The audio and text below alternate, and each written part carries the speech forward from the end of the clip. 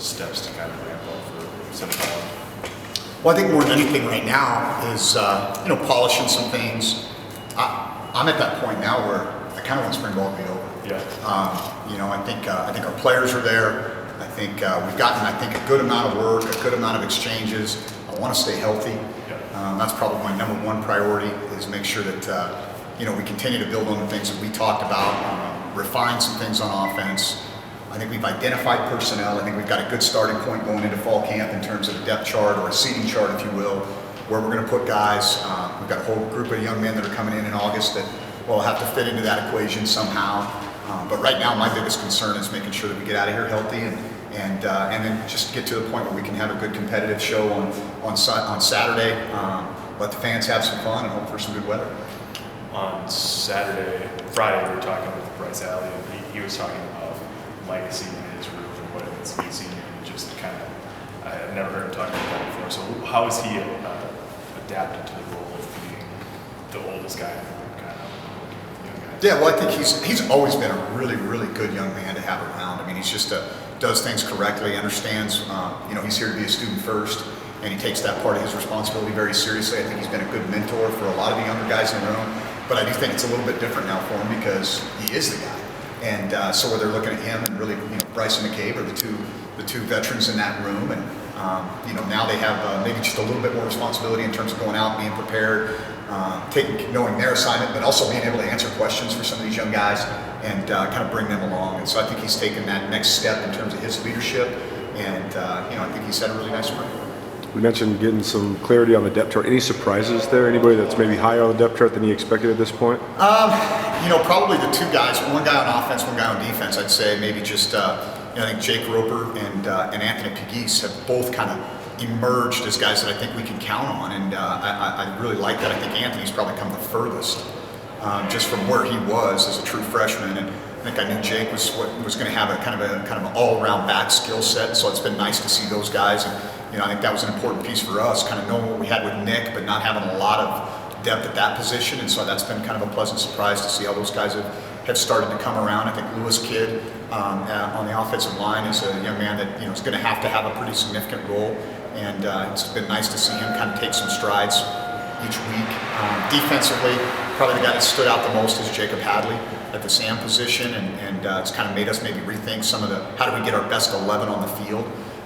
And I think that Grant has really taken the next step too in terms of his lower body strength's better. You can see he's starting to become a little bit more refined as a pass rusher, and so that's been a real positive too. And I think everybody knew this. Mac's a really good football player, and his ability to slide inside, play outside, just to have some versatility for us has been a big piece of giving us some different ways that we can line guys up.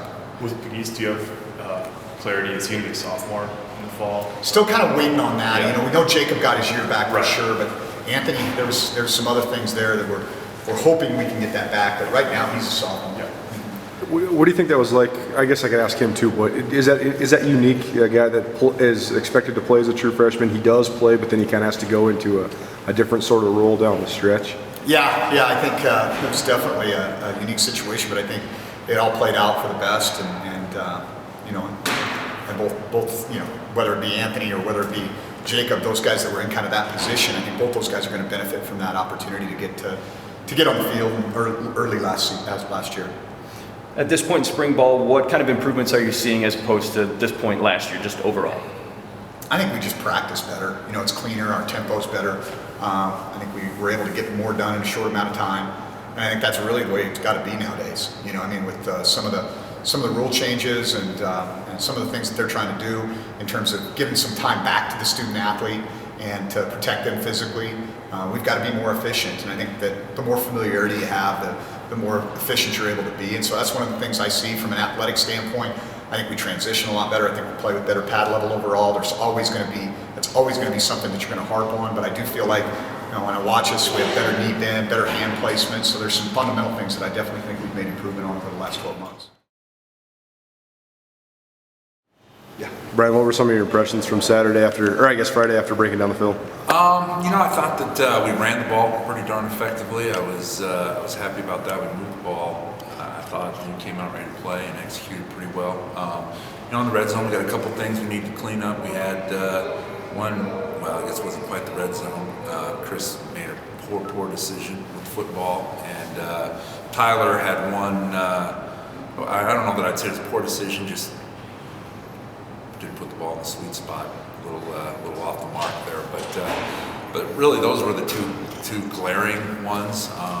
We have some with the twos. We had some penalties that we needed to clean up in the red zone that are ill-advised. But really, overall, I was pretty happy with the way we moved the football and ran the football, which was kind of the focus Saturday.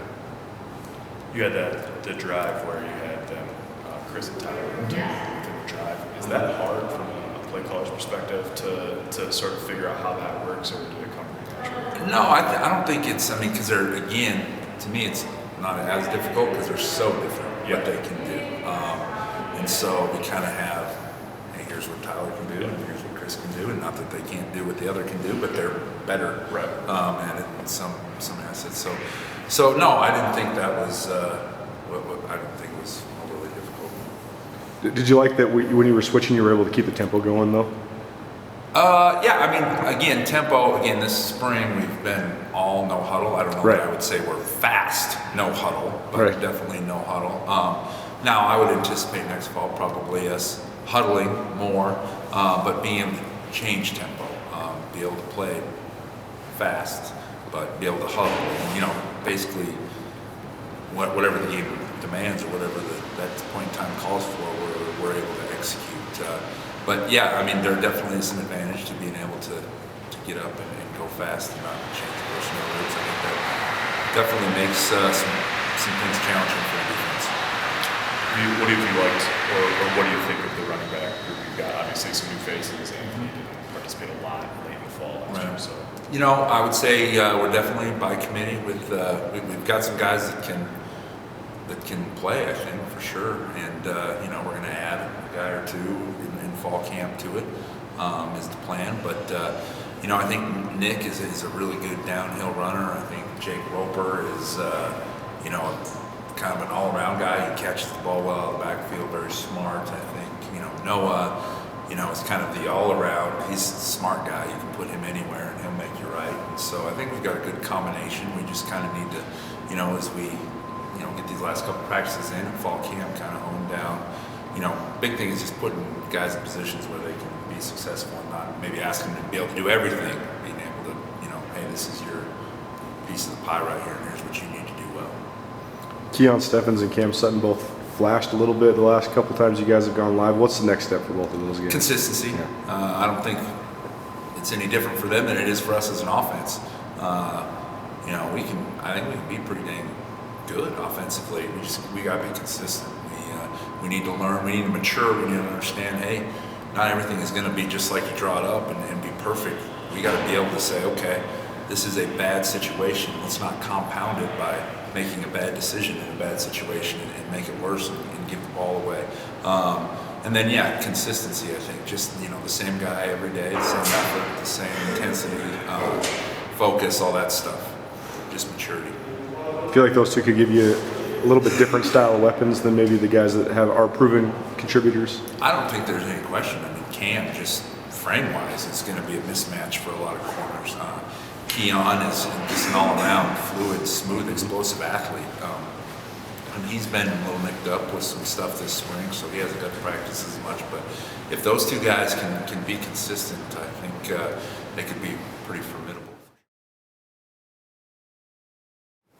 After breaking down Friday, any further impressions on what you saw, what you liked? Chris Murray's really fast. I like watching him run, so next fall on Saturdays, it'll be fun to be up there watching him do his thing and thanking the Lord that it's not me like it is the other 5 days of the week or 4 days of practice. So no, he's a good player. I thought we buckled down the way we needed to in the red zone. That's kind of my philosophy. I'd always love to be holding offenses to a small amount of rushing pass yards, but I also believe that offenses are going to get some of that, and it's how you play on third down in the red zone. And I thought we did a decent job in the red zone. It wasn't perfect, but I thought we did a lot of good things, and you can see guys emerging. and it's good for us. I think we talked live or about live. I think I've read about Josh Hill saying something about us going live, and you could tell after Great Falls there was a lot of good things after Great Falls, but you could also tell that it just wasn't clean the way it needed to be in terms of taking live reps, and I would echo the same sentiment about this last scrimmage. Our tackling needs to be great if we want to be a great defense. We've got to be great fundamental tacklers, and you can see us falling off and slipping off the tackles, which we can't do. So we practice tackling every day. Almost the entire team practices tackling every day. We've got to be a great tackling outfit. So it's something that, in my mind, has shown up. If you're evaluating the two scrimmages, the tackling has got to improve and continue to improve until we go to Poland. Jeff was talking about a couple guys that maybe have surprised or leadership in such a pattern. What about him? Well, Jacob's just, there's a few things that stand out. One, what he played in high school between being a corner and a receiver at, Billings Central, which is, a smaller school, and then he comes here and plays safety to start off. Now he's playing an outside linebacker position for us, and he's doing a very, very good job. I'm proud of him. He got the team bug the end of last week. He got really sick, and the thing that was cool about Jacob was I know he's going to be a good one here because I don't think anyone was more mad that he wasn't going on Friday than he was, and so he's doing a good job.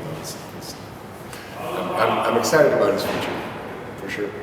When you're going against a guy like Chris who's wearing a red jersey in practice, during the scrimmage it was hilarious because the whole defensive sideline, they're just chanting, well, he's down, right. But then Chris is saying, you can't stop me. So I tend to agree with Chris. The thing is, on a lot of them, you will see guys reaching out to tag his hip and stuff, but that's exactly what they'd be doing, is reaching to make that tackle. And hey, Chris is special. Like I said, it's good work for us.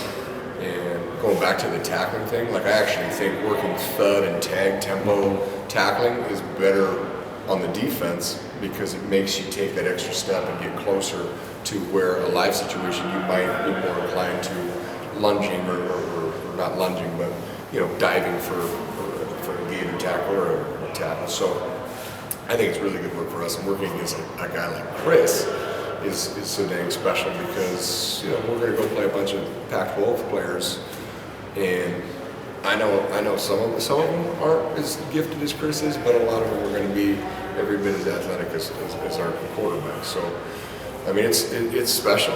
Frankly, we need to keep getting more Chris's and put them all over the field because I'm serious. Receiver, running back, quarterback, and some dudes on our side of the ball that you're like, yeah, that dude is special athletically. And so we got to keep getting more number 8s for sure across the board. After the scrimmage on Friday, we were talking with Bryce Alley. He was talking about legacy in his room and working with young guys, and it just sort of, that was the first time I heard him talk like that. So what's his progression been? He's an old guy now, He's an old guy who's, I want to say, had a different coach essentially every year of his career. We've had a lot of secondary DB coaches, and sure enough, he's got one for his last year too. But I think he's taken on a role of, he's the old dog. He's the wily old vet in that room now.